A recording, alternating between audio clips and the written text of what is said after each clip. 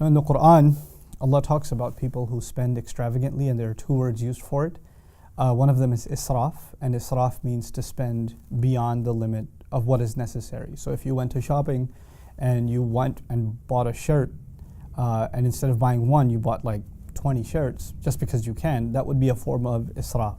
So israf is obviously, a shirt is something beneficial, you can use it, you can wear those clothes, but if you go above and beyond what is necessary, that's called israf. And israf is looked down upon in the Quran.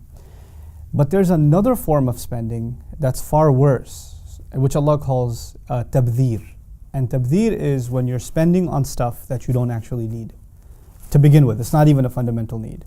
So you're buying it for just absolutely vain purposes. There's really no significant necessity that is being met by something that is bought using tabdhir. Now, the words for tabdhir, you could just say spending extravagantly or spending frivolously on frivolous things. The word Allah uses for that tabdhir, He describes it saying, إِنَّ الْمُبَذِّرِينَ كَانُوا إِخْوَانَ الشَّيَاطِينَ. That those who spend frivolously are declared brothers of shayateen. Which seems kind of harsh. I mean, why just because I'm spending on, let's just say, a video game, or I'm spending a lot of money on a trip to Las Vegas or something or another. Why should that be considered me as a brother of shayateen? Not just haram, don't do it or stay away from it, but I'm now made one of the allegiance of shayateen. Why in the world would Allah say that? There are lots of reasons for that, so let's walk ourselves through these ayat little by little and try to understand. First of all, رَبُّكُمْ أَعْلَمُ بِمَا فِي نُفُوسِكُمْ إِن تَكُونُوا صَالِحِينَ. First thing Allah says, your master knows what you have deep inside yourselves if in fact you do mean well, if you're good people. فَإِنَّهُ كَانَ لِلْأَوَّابِينَ غَفُورًا. And for those people who keep coming back to Allah, He is extremely forgiving.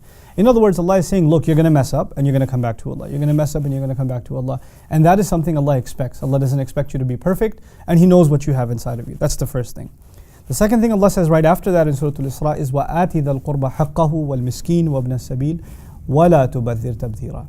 Give the close one, the one that has closeness to you, which could be a relative, could be a family member, give to them what they deserve.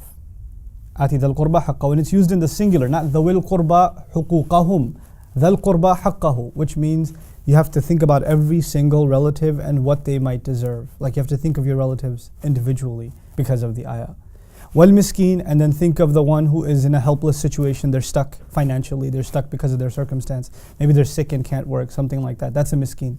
Wabna sabil, and someone who's on the road, meaning they're either, you could consider them homeless, or they're in the middle of travel, or they're in transition. These kinds of people are called wabna sabil. So give these people what they deserve. In other words, when you're helping them, you're not giving charity to them. You're not doing them a favor. You're actually giving them what they deserve. And in the same ayah, He says, وَلَا تُبَذِّرْ تَبْذِيرًا. And don't spend frivolously, going out of your way and spending in tabdhir. Now what does that mean? That actually means, by making it one ayah, Allah is first telling us that money that you're spending recklessly, actually there were people who deserved it. So the first crime you're doing is you're depriving people that need, and you're spending it somewhere else. Now when people need money and they're desperate, and you could have helped them but you didn't, and there are millions of us who can help, and millions of us start spending frivolously instead of helping others, and a culture of that is created. What happens on the one side? The people of need, they may resort to desperate means to try to make ends meet. So you can create crime in society because the lower income areas in any part of the world, you'll find more crime in those areas, right? So when their needs are not met, more and more people resort to crime. More and more young men become desperate and do things they'll regret later on in their life, and young women. So now you have this is, by the way, this is what shaitan wants. So in one sense, you've aided shaitan without even realizing, on the one side, where you've created this kind of evil in society by not taking care of those who need. But the other thing, just before I go on, is a balance. Allah says, وَلَا تُبَذِّرْ تَبْذِيرًا. Don't go out of your way to spend frivolously. Allah didn't let us become extreme either. In other words, Allah is not telling you, listen, you can never, ever, ever buy yourself something that you don't absolutely need. Like you go to the grocery store and you're like, hey, I want to get some flowers. Well, you don't need flowers technically, you can survive without them, but that's okay. Allah is saying, لَا تُبَذِّرْ تَبْذِيرًا. By saying that, He's saying, you're always going to spend on some things that you don't absolutely need. That's okay, but don't make a habit out of it, and don't go out of your way to do it. And don't do it in extreme cases where you're spending hundreds, if not thousands of dollars. In some cases, people spend millions of dollars on stupid things. Don't become one of those, because that's evil. Then the next ayah says, إِنَّ الْمُبَذِّرِينَ كَانُوا إِخْوَانَ الشَّيَاطِينَ. No doubt about it, those who engage in this kind of spending, and look at the remarkable language, Allah does not say إِنَّ الَّذِينَ بَذَّرُوا, those who engaged in this act of spending. Al-Mubadhirin is a noun, it's an ism fa'il. What nouns are, they're permanent. So people who are permanently in this state, they're always doing this kind of thing, they perpetually, spend in this way, they have been declared brothers of shaitan. Now this is really interesting, because in marketing, you learn about consumer society and you actually profile different kinds of consumers. So for instance, if there are people who have millions of dollars to spend, and they are kind of bored by just spending money on a car or just spending money on, a big screen TV or whatever. Now they want to, what else can we spend money on? They get a little more creative with what they want to spend money on. So you'll find them spending money on gambling, right? You'll find them spending money on expensive wines, and they might even get involved in some kind of filthy, their own kinds of clubs and this sort of thing. So they create an entire elite entertainment industry, right? That is catered to the needs of the very, very wealthy, because they have disposable income and they've got money to spend on booze, and they've got money to spend on gambling, and they've got money to spend on whatever, prostitution, all kinds of filth. That industry could not have existed if the wealthy were not spending money on it.